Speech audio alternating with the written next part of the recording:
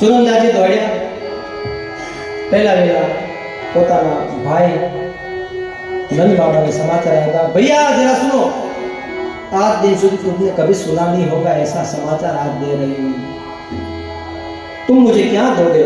अरे नंद बाबा कीधुं तारे जे जोतो એ આપીશ પણ જલ્દી કે સમાચાર હું છે?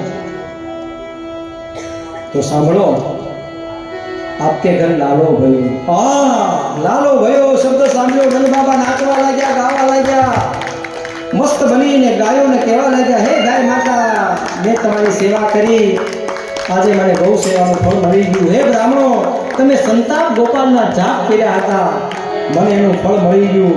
ગાયનું છાણ પોતાના શરીર ઉપર ચોપડવા લાગ્યા, ગાયનું પૂછડું પોતાના માથા ઉપર ફેરવા લાગ્યા, નાચતા નાચતા ગાતા ગાતા ગોકુળની બજારમાં દોડ્યા। હે ગોકુળવાસીઓ સુનો, હે ગોવાળિયાઓ, હે ગોપીઓ